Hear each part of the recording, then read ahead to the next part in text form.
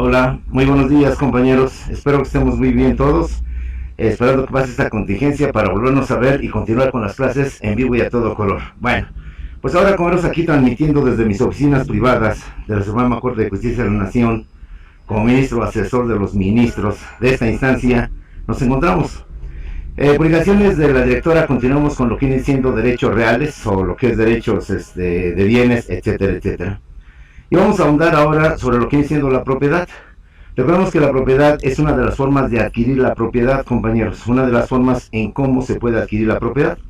Lo mencionamos al terminar nuestro curso, pero lo mencionamos sucintamente, a grandes rasgos. Hoy vamos a hacer un poco más de detalle, pues esta figura es muy importante. No es así que ustedes saben que hay juzgados especiales para tramitar este tipo de propiedad. Somos juzgados de usucapión, que de hecho aquí a la entrada de lo que viene siendo San Cristóbal, sobre lo que viene siendo la López Portillo, ahí tenemos unos juzgados muy cercanos. Entonces vamos a recordar nuevamente lo que es la prescripción. Primero, ya dijimos, es una forma de adquirir la propiedad, junto a las otras que ya hemos visto. Pero la prescripción en términos jurídicos tiene un doble significado, tiene una doble terminación que hay que entender bien claro. Tiene por tanto un significado negativo y un significado positivo. El significado negativo se refiere a lo que se conoce como la llamada prescripción negativa, es decir, la forma de liberarnos de deudas y de obligaciones por motivo del transcurso del tiempo. Como se los he dicho, las deudas no son eternas, no son por siglos de los siglos. Después de 20 años que me prestaste un dinero, pues no puedes exigir que te lo pague. Eso fue hace 20 años, fue en el año 2000, estamos en 2020, pues es imposible que yo te lo esté pagando.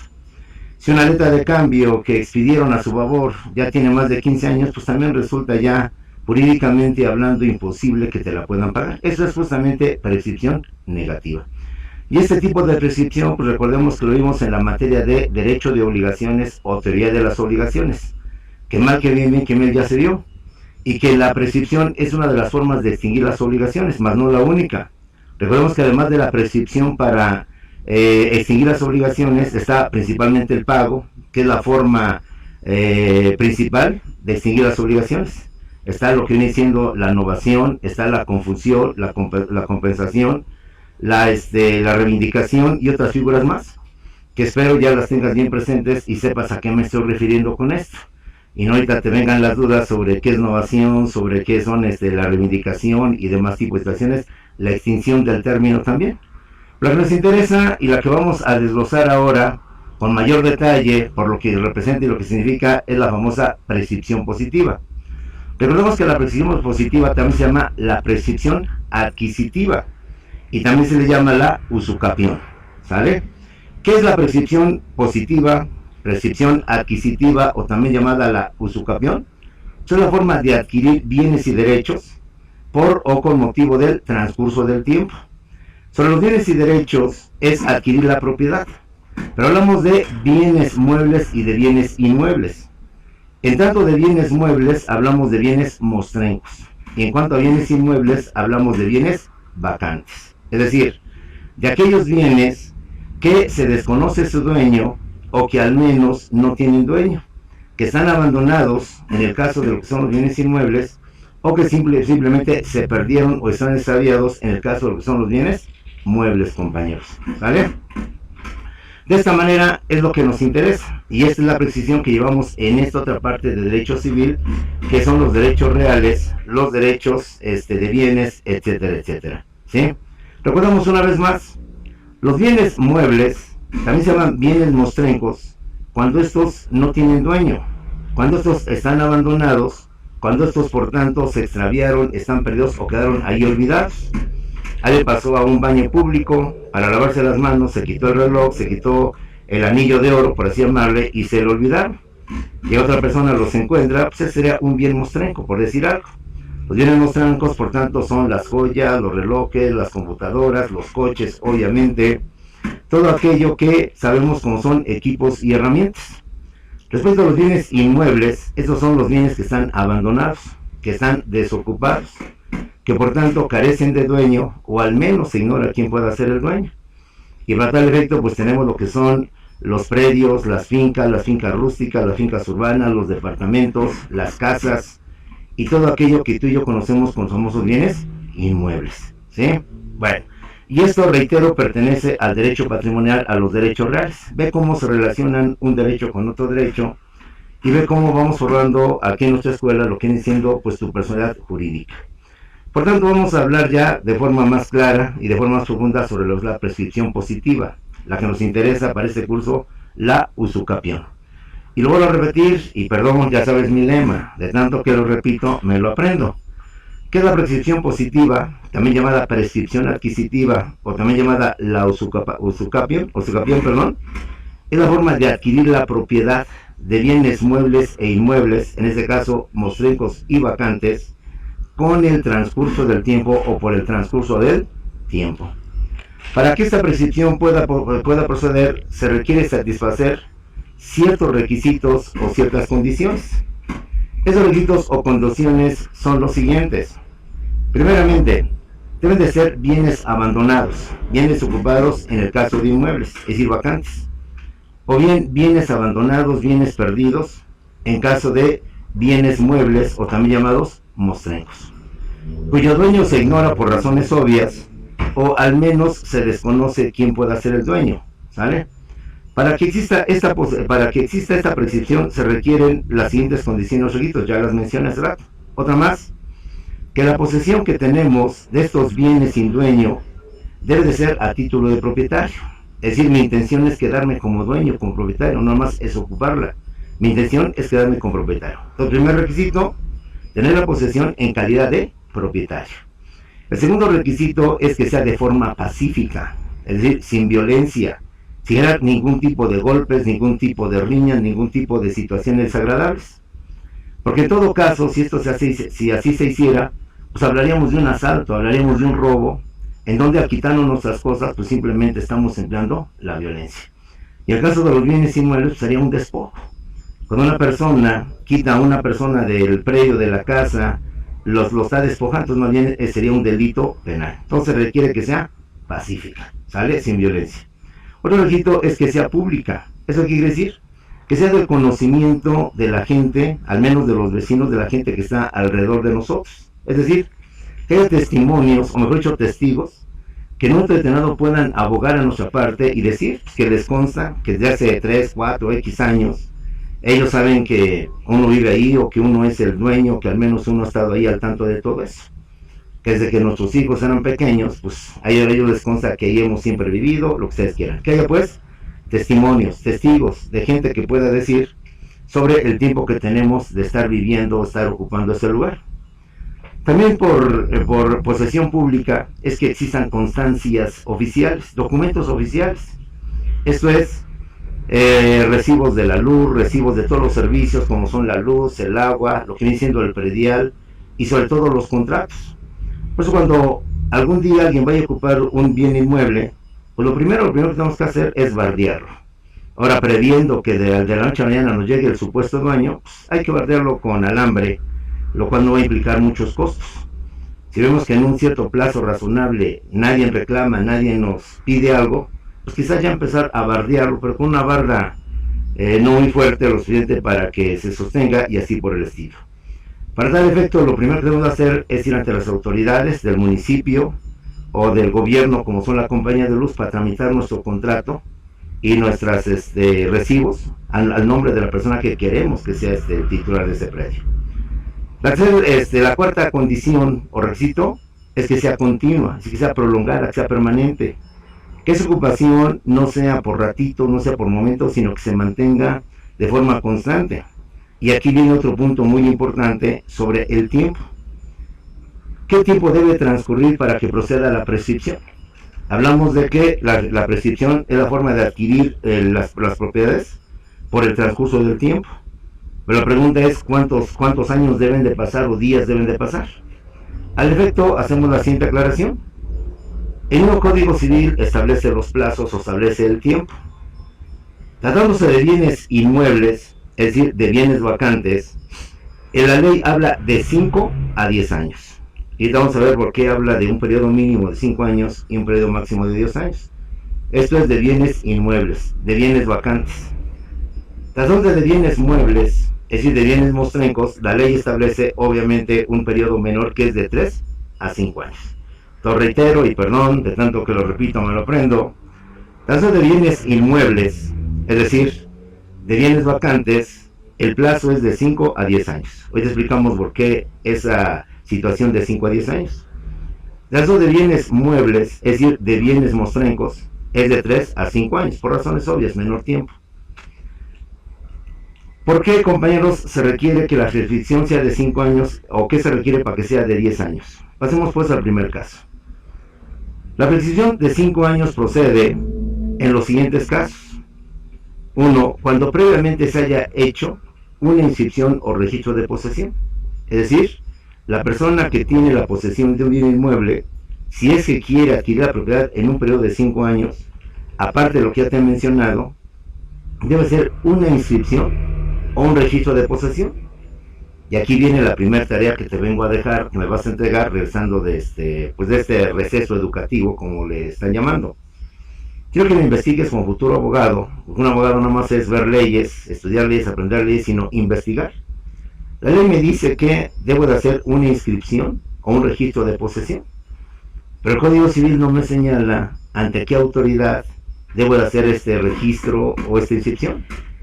Es lo que vas a investigar como buen abogado y buscar cuál es la autoridad. Puede ser el registro público.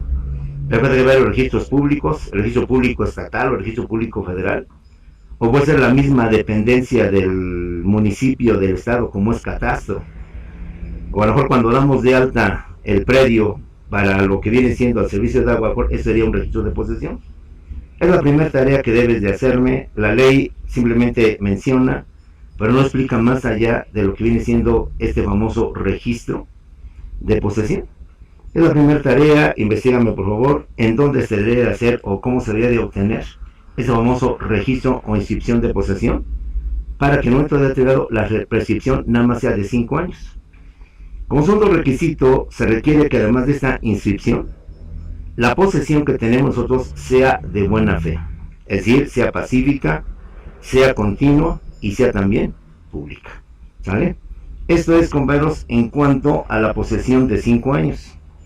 Pasemos ahora a la que tiene más años, es decir, la de 10 años. Porque la ley establece un segundo caso en donde dice, que será de 10 años. Bueno, de 10 años procede cuando la posesión es violenta.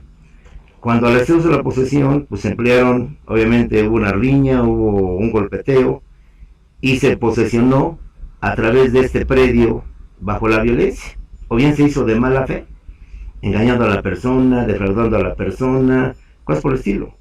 Entonces, cuando uno obtiene la posesión de mala fe, o bien obtiene la posesión a través de la violencia, es entonces cuando procede el periodo de 10 años. ¿Sale? Y una vez que cesa la violencia, con motivo de la posesión, a partir de ahí empiezan a contar los 10 años. Cesando la violencia, entonces requiere que ahora otra vez la posesión sea por tanto pacífica, sea pública y sea por tanto continua. ¿Sale? Ahí está la diferencia. En pocas palabras, ¿qué es lo que hace que la posesión sea de 5 años, y qué es lo que hace que sea de 5 años? De 10 años, perdón. Pues va a depender primeramente de que si es de buena fe o de mala fe.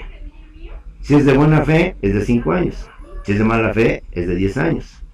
Va a depender también si es con violencia o sin violencia. Si es con violencia, sin violencia va a ser de 5 años. Y si es con violencia, va a ser de 10 años. Y otro aspecto es determinar si está ocupada, si está o abandonada. Si está ocupada, solamente será de 5 años, está desocupada o abandonada será de 10 años. Sobre este último punto, la ley también nos establece, mejor dicho, una regla muy especial.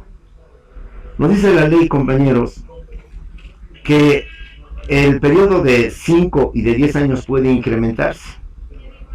¿De qué depende que el incremento de 5 a 10 años aumente? El nuevo código dice que se aumentará una tercera parte el plazo que se ha dado para poseer la propiedad, para obtener la propiedad de la posesión. Si tomamos en cuenta que es la tercera parte, entonces decimos, Si es de 5 años, la tercera parte, a lo que hagas ver mi error, sabes que para las matemáticas ahí sí soy muy malo, y si tú me corriges yo te voy a saber no solamente agradecer, sino inclusive premiar. Ya es que para mí lo imperdonable de un maestro es que puede equivocarse. La ley habla de que se puede ampliar el periodo de 5 y de 10 años por una tercera parte. Entonces, si es de 5 años, una tercera parte viene siendo 1 año 6 meses.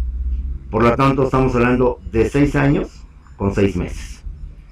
Y si hablamos de 5 años y hablamos de una tercera parte, perdón, de 10 años, entonces hablamos de 3 años con 3 meses.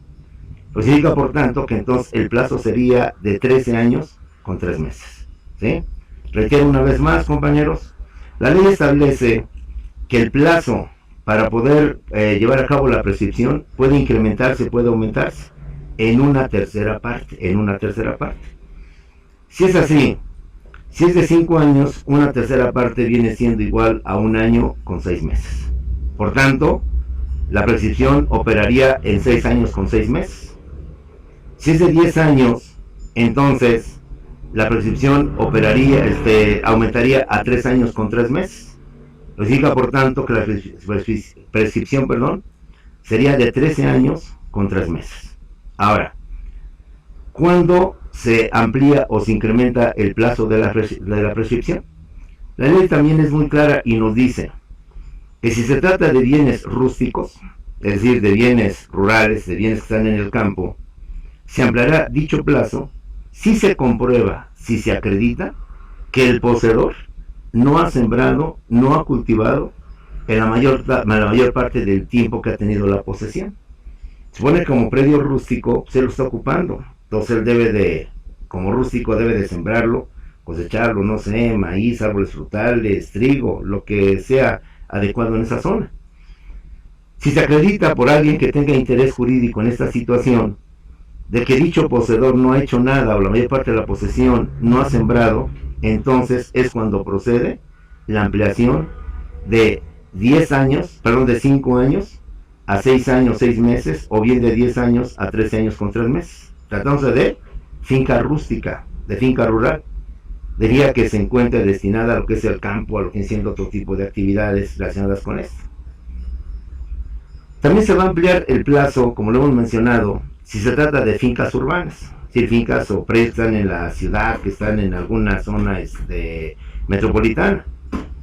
Y será cuando la persona interesada acredite que dicho poseedor no le ha hecho reparaciones, es decir, está completa abandonada, no ha hecho nada para arreglarla, para darle una mejor vista, y sobre todo que la mayor parte del tiempo que él tiene la posesión no la ha habitado. Entonces, como puedes ver, ante esta circunstancia, la ley entonces dice, bueno, entonces sabes que vamos a ampliar tu plazo de 5 años a que sea 6 años, 6 meses, y el de 10 años a 13 años con 3 meses. Ahí está, por tanto, algunos aspectos importantes de lo que es la famosa usucapión.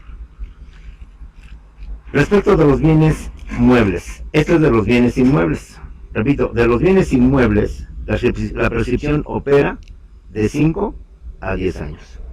Es de 5 años cuando es de buena fe, cuando no hay violencia, es pacífica, es continua, etcétera, etcétera.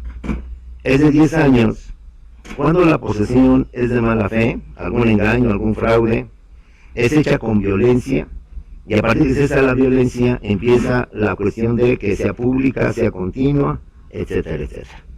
Y como hemos visto, dichos plazos se pueden ampliar, se pueden incrementar, cuando se demuestre que el poseedor, tratándose de fincas rústicas, no las ha cultivado, no las ha sembrado, no las ha trabajado, pues, en la mayor parte del tiempo que tiene la posesión.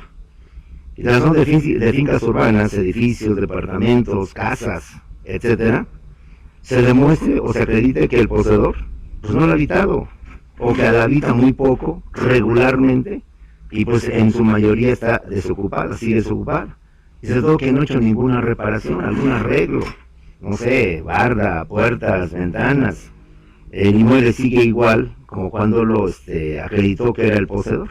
Bueno, eso es en cuanto a los bienes inmuebles. ¿Cuáles son los bienes inmuebles? Los vacantes, no se te olvide. Ahora vamos con los bienes muebles. Los bienes muebles son llamados los mostrencos, y entre otros muchos, pues otra vez lo repetimos, son las joyas, los relojes, los coches, las computadoras, etcétera, etcétera. Y por razones obvias, aquí la ley pide un plazo mucho menor. ¿Cuál es? Es de 3 a 5 años. ¿Cuándo procede la prescripción de 3 años? Cuando es una posesión de buena fe, cuando no hay violencia, cuando es forma pacífica y es de continuo. Si el poseedor acredita estas circunstancias, pues entonces la ley dice que solamente se le dará la propiedad a los 3 años. Pero también establece un periodo largo de 5 años. ¿Cuándo será de 5 años? Cuando la posesión de ese bien olvidado o perdido por alguien fue de mala fe, fue a través de la violencia, y una vez que cesa la violencia, se acredita que ha sido de forma pacífica, de forma continua. ¿Sí? Bueno.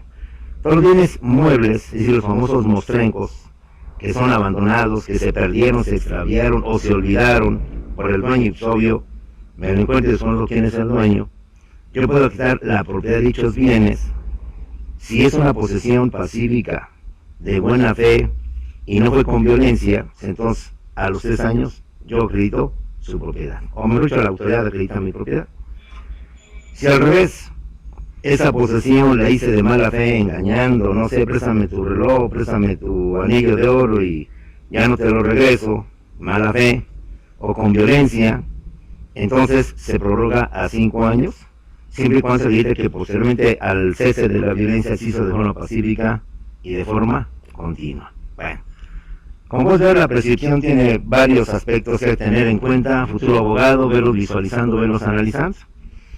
También hago el comentario, perdón, si tienen algunas dudas, vamos ahorita a terminar la clase y tenemos el chat. Por el chat mándame tus preguntas. Yo creo que son muchas preguntas. Antes de que termine la clase, 10, 15 minutos, atiendo por chat mismo tus dudas y las resolvemos. Entonces ahorita, aguántame, dices tú, aguántame las carnes. Termino mi clase y al final voy viendo si me haces preguntas para saber si corto antes o continúo hasta nuestra hora y media. Vamos a ver ahora lo que el código determina, la ley determina como improcedencia de la prescripción. Hay casos donde la prescripción simplemente es improcedente, no puede llevarse a cabo porque el juez de antemano la va a desechar, no va a permitir que proceda. ¿Por qué? ¿Cuáles son esos casos en que no podemos llevar a cabo la prescripción? Entre otros muchos, uno, cuando se trate de bienes del Estado o bienes del municipio. Aquí ahondaremos más al rato sobre este tema. Si yo quiero ejercer la prescripción sobre un bien que pertenece al Estado, a la Federación o a los municipios, simplemente es improcedente. Ya en su momento oportuno hablaremos sobre este sentido. 2. Cuando se trate de bienes que pertenecen a personas discapacitadas, siempre y cuando no tengan un representante legal. Como tú bien sabes, el discapacitado quizás no tiene capacidad de ejercicio, pero tiene capacidad de goce. Y él en un momento determinado puede ser poseedor, no sé, en un testamento o por alguna cuestión, de un predio. A sabiendas alguien de que esa persona, pues dada su discapacidad, no podrá defenderse ni sabrá cómo defenderse, pues entonces en este caso no procede la prescripción, salvo que se compruebe que tiene un representante legal que como tal pues debe de velar por él y debe por tanto defender sus intereses. Pero mientras, simplemente es improcedente dicha prescripción. ¿Cuándo también es improcedente la prescripción? Cuando se trate de militares, quienes estando en activo y por razones obvias están en comisión y están fuera del lugar donde viven o donde se encuentran. Esto es fácil de entender. Sabemos que el militar constantemente cambia de zona, constantemente cambia de lugar para no generar intereses dentro de esa zona. Entonces puede ser que a lo mejor él se hizo de un predio, de una casa en un estado, al año o 2 años, X tiempo lo cambian, y no se ha casado, pues dejó ahí su predio. Dicho militar acredita que lo tiene abandonado por razones de servicio, por razones de comisiones, pues no procede la prescripción, suficiente para que el juez inmediatamente determine que no procede dicha prescripción, es decir, ese derecho de querer ser propietario de ese predio. Otro caso más es cuando se trate de funcionarios o de empleados públicos que por razones obvias muchas veces también tienen que salir a comisión o son llevados a otra zona. Entonces tampoco procede la prescripción, por la misma razón que explicamos en cuestión de los militares, ¿sí? Otra razón más que establece la ley es por cuando procede contra bienes del cónyuge o del copropietario. A sabiendas de que mi cónyuge tiene unos predios, a sabiendas de que mi copropietario, pues a lo mejor salió de viaje y no se encuentra, pues yo trato de aprovechar esa situación pues, para demandar la parte alícuota o la parte que le corresponde, o de mi esposa o ex esposa, y por tanto iniciar la prescripción.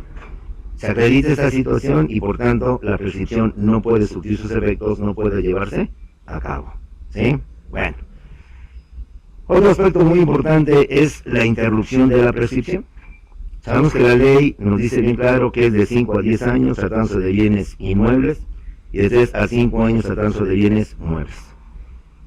Los dueños o propietarios, a sabiendas de que alguien está ocupando su predio o de que alguien pretende quedarse con ese predio, entonces él puede promover algunas cosas e interrumpe la prescripción para que no procedan los 5 años, los 3 años X y por tanto se le dé la propiedad. Cuando el poseedor es privado de la posesión por más de un año. Es decir, por X razones el poseedor se le priva de esa posesión por más de un año. No sé, a lo mejor los hijos del dueño, lo que están viendo lo del testamento, lo de la herencia, pues deciden sacar al supuesto poseedor. Entonces acredita que durante más de un año se le quitó de esa posesión, pues entonces se interrumpe la prescripción. 2. Cuando se hace la demanda o cualquier otro acto donde se notifica al poseedor que acredite la propiedad, en ese momento se interrumpe la prescripción. Y tercera situación, cuando el mismo poseedor de forma expresa o de forma tácita, voluntaria o involuntariamente, reconoce que no es el dueño, sino que el que lo demanda, que lo notifica, es el propietario, el legítimo propietario. En ese momento, cuando el mismo poseedor reconoce implícitamente, tácitamente o directamente que el propietario es otro, en ese momento, compañeros, cesa la famosa prescripción. ¿Sale? Bueno. Aunque en nuestra materia, bueno, mejor dicho, en nuestro curso de Derecho Civil estamos llevando, no se habla de la muerte como una causa de adquirir la propiedad, sí podemos hablar que la muerte en un momento determinado del propietario, obviamente, puede ser motivo para transmitir o para adquirir la propiedad. Por tanto, la propiedad también puede transmitirse o adquirirse por la muerte del dueño propietario a través de la llamada herencia. En ese caso sería la herencia o sucesión testamentaria, o bien a través de la famosa disposición de la ley, que sería en este caso la sucesión legítima o intestamentaria. Sabemos que en un momento determinado, el dueño propietario, todos los que tenemos propiedades, podemos bajo un testamento determinar a nuestra muerte quién será el legítimo dueño propietario de nuestros bienes. Esa es otra forma también de adquirir la propiedad. Pero este tema de la sucesión, de la herencia, de los herederos, de los legatarios, del legado y todo lo que implica esto de los testamentos, de la relación testamentaria, intestamentaria, legítima y todo lo que significa, es tema, obviamente, de otro derecho. De otro derecho que forma parte del derecho civil, que es el derecho familiar o derecho sucesorio. Y ve cómo nos hemos enganchado y cómo el derecho está pues, íntimamente integrado, íntegramente establecido. Te hablé hace rato que la prescripción es un concepto que también opera dentro del derecho de las obligaciones, de las obligaciones. Una forma de extinguir las deudas y obligaciones. Pero también aquí en derecho patrimonial o en derechos reales la tenemos, pero como una figura que es positiva para adquirir la propiedad por el transcurso del tiempo. Y otra forma pues, es la muerte, pero esto ya pertenece a derecho familiar o derecho sucesorio. Es de que más o menos vincula este tipo de situaciones que estamos manejando. Con eso terminamos todo lo relacionado, o lo más importante, de lo que viene siendo la famosa propiedad, lo que viene siendo los famosos derechos reales. Cabe decir que esto está redactado por el Código Civil, el libro segundo en cuanto al Código Civil Federal y el libro quinto en cuanto al Código Civil del Estado de México. Sobre el particular, va a la segunda tarea, va a la segunda tarea. La primera ya te la mencioné, me tienes que investigar dónde debe de hacerse la famosa inscripción o registro de posesión para que me puedan dar en un plazo de 5 años, perdón, de 5 años, la propiedad de un bien vacante. Como tú bien sabes, nosotros tenemos tres principales códigos que te toman en cuenta cuando a futuro como licenciado y abogado que llevar un asunto. Código Civil Federal, el Código Civil del Estado de México y el Código Civil de la Ciudad de México. Y estos códigos, como lo vimos también cuando empezamos a ver esta materia de derecho civil, pues tienen algunos cambios. En esencia es lo mismo, con las constituciones, la acción de la República y la acción de los estados de la República, vienen siendo en esencia lo mismo. Sin embargo, tienen algunos cambios que es importante tomar en cuenta, compañeros. Te pongo un ejemplo sobre la famosa vigencia de la ley. Espero que te acuerdes de este tema, del proceso legislativo, iniciativa, discusión, aprobación, sanción, publicación, vigencia y demás cuestiones.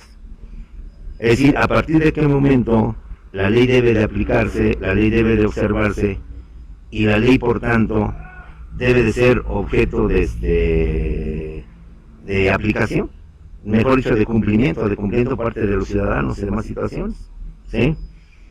Recuerda también que aquí hablamos de dos sistemas, el sistema sucesivo y el sistema sincrónico. El sistema sucesivo es cuando la misma ley establece el día exacto en que va a ser vigente, entonces en ese sentido no hay ningún problema. Ejemplo, será vigente a partir del próximo 30 de abril del año en curso. Ya sabemos de antemano que el 30, el último día de abril, empezará a ser vigente. La ley comenzará a ser vigente a partir del 15 de diciembre. Bueno, ya tenemos más de muchos meses para estudiarla, analizarla, porque sabemos que hasta diciembre se va a aplicar, entonces no hay ningún problema. El problema es cuando muchas veces la ley no nos fija el plazo. No dice el día específico, el día determinado en que la ley va a empezar a ser vigente. Ese es un verdadero problema. Bajo esa circunstancia, compañeros, entonces tenemos lo siguiente. Dice el Código Civil Federal que la ley será vigente si es que no marca una fecha a partir de los 3 días siguientes a su publicación. El Código Civil Federal dice que a partir de los 3 días siguientes a su publicación. En cambio, el Código Civil del Estado de México habla de 5 días, que la ley será vigente, pero a partir de los 5 días. Aparentemente diríamos que hay una contradicción o hay una error. No hay ninguna contradicción, no hay ningún error. Eso es también lo que quiero que visualices como futuro abogado. Aunque en esencia los códigos dicen lo mismo, señalan lo mismo, hay algunos detallitos, como que acabo de mencionar, en donde difieren. Entonces, esto es importante que como futuro abogado sepas cuál es la ley que estás aplicando. Los libros por lo general se basan en un solo tipo de código. Entonces visualiza también el libro de qué código te habla. Porque tú en un momento determinado puedes atender lo que dice el libro, por lo que dice tu código, pero el asunto no es federal, sino es de la Ciudad de México, del Estado de México.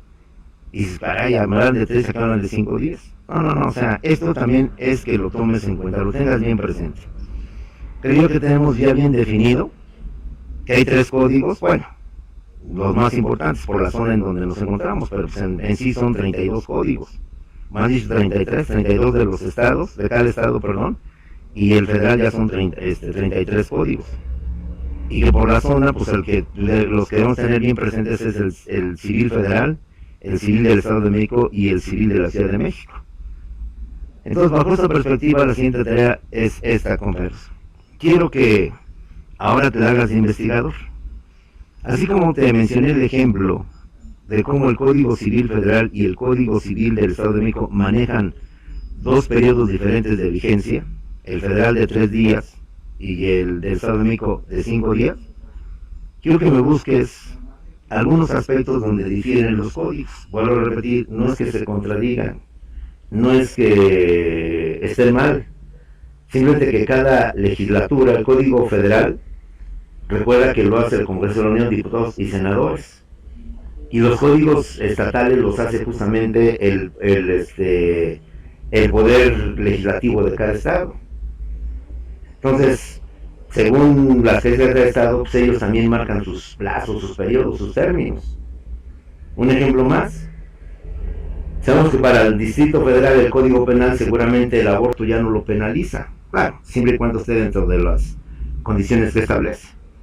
Pero en cambio el Código Penal del Estado de México sí lo penaliza. Entonces es lo que quiero que me busques, una diferencia no sé, en alguno de los muchos conceptos que hemos visto desde que nos hemos conocido a través de lo que es derecho civil, en aspectos de prescripción, en aspectos de obligaciones, en aspectos de contratos, donde me digas, en el Código Civil del Estado de México dicen esto y el Código Civil Federal dicen esto. E insisto, no es una contradicción, no es que estén mal, simplemente que cada código maneja sus conceptos, sus términos, sus plazos, sus definiciones, etcétera. ¿Sí? En materia penal, en algunos códigos se maneja todavía lo que es el estupro, pero en otros códigos, con motivo del acoso y abuso sexual, se quitó de plano el estupro. Entonces, este es otro ejemplo de cómo los códigos, insisto, no es que se contradigan o que los libros son todo determinado. Es que el maestro en clase me dijo esto y en el libro yo vi esto otro. Es decir, nos complementamos. Entonces creo que un futuro abogado, ahorita como alumno, pues como se decía, mejor te haces chiras pelas, como bueno, ¿a quién le hago caso? Aquí hice una cosa, aquí hice otra cosa. No es tanto que le hagas caso a una cosa a otra, sino simplemente que entiendas cómo se maneja el derecho y cómo se aplica. Obvio, si es un asunto de carácter federal, aunque esté en el Estado de México, pues me voy a regir por el Código Civil Federal y voy a sujetarme a lo que dice ese código, aunque el Código del Estado de México no lo esté diciendo en los mismos términos o los mismos plazos, ¿sí? Si va a un asunto en la Ciudad de México, pues debo de ajustarme a ese código, que aunque yo estoy en el Estado de México, pues debo someterme a él. Y si ahí tienen otros plazos, otros términos, otras condiciones, pues entonces a esas me debo de sujetar, ¿sale? Entonces, como futuro abogado, ya desde ahorita ve visualizando esas diferencias, esas situaciones, para que tú mismo las vayas percibiendo y tengas ese criterio jurídico que te permitirá, pues, ser un gran abogado. Un abogado que entenderás lo federal, lo estatal y demás tipos de situaciones, ¿sí? Bueno, el tema que quedó hace rato es los bienes de dominio público. Ya hablamos sobre esto, los bienes de dominio público y los bienes de dominio privado. Los dominios públicos son los que pertenecen al Estado, al gobierno. Sabemos que son los tres niveles, el federal, el estatal y el municipal. Lo que nos quedó por ahí pendiente, ahorita que estuve viendo algunas cosas, creo, salvo que más de mi error, es que los bienes de dominio público tienen tres características que debes tener siempre bien presente. Son inalienables, son imprescriptibles y son inembargables. ¿Sale? Repito. Los bienes de dominio público, a diferencia de los bienes en general, de dominio privado, de los particulares de empresas, tienen esas características. Son inalienables, son imprescriptibles y son inembargables. Y me explico. ¿Qué son inalienables, compañeros? Que simplemente no son objeto de compraventa, no son objeto de transacción comercial, de operación mercantil.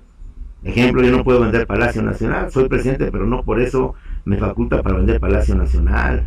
No sé, el monumento a los niños héroes, el monumento a Juárez, el hemiciclo a Juárez, perdón. Son dominio público y por eso son inalienables. No se pueden vender, no son objeto de comercio. El Palacio Municipal de Ecatepec, residencia oficial de lo que es el ayuntamiento, no puede ser objeto de venta, de operación, de transacción. Entonces, eso es inalienables. Inembargables, no puede ser objeto de embargo. Sabemos que el gobierno puede tener deudas, sabemos que el gobierno, al igual que las personas, tú y yo, a veces no podemos cumplir nuestras deudas, nuestros compromisos. En términos particulares, pues el banco, sobre todo, pues ya te da un préstamo, pero pide que a cambio le des una garantía. Una garantía es mi terreno, una garantía es mi departamento o bienes muebles. Entonces yo no pago, pues el banco me embarga, el banco, por tanto, me quita esa propiedad y por tanto la vende y de ahí recupera su dinero. Tratando de bienes de dominio público no es posible, son inembargables. Es decir, no porque el gobierno le pida al Fondo Monetario Internacional, Banco Interamericano de Desarrollo, un préstamo y que después el gobierno no pueda pagarlo, pues entonces el Fondo Monetario Internacional, el Banco Mundial, va a embargar Palacio Nacional, va a embargar el metro, por ejemplo, imagínate. No, o sea, eso que nos quede bien claro. Son inembargables. No puede ser objeto de embargo los bienes del Estado, de la Federación, del municipio y obviamente de los estados, ¿sí? Recordemos que cuando Benito Juárez era presidente, él declaró la moratoria, el pago de intereses a Francia, Inglaterra y España. Y esto vino a provocar la tercera intervención francesa, es decir, lo que viene siendo el Imperio de Maximiliano de Habsburgo. Pero ya estamos en otros tiempos, dos momentos donde esto ya no opera. Y por último, es imprescriptible, que viene muy ad hoc con el tema que estamos manejando. Los bienes de dominio público no pueden ser objeto de prescripción. No puedo yo en un momento determinado saber que ese terreno, ese predio es del gobierno y por tanto pedir su prescripción, su propiedad. Porque tan pronto el Estado sepa qué es esto, pues simplemente manifiesta. Ese terreno pertenece a la Federación y ya sin más trámites el juez tendrá que declarar que es improcedente la demanda de prescripción, el juicio de prescripción. Sobre esto, pues hay mucha tela que cortar. López Mateos, el comentario, creó la famosa CONASUP, la Compañía Nacional de Asistencias Populares. Tú todavía no habías nacido, así de que ahí te va una historia para que no te me duermas, sino para que me despiertes.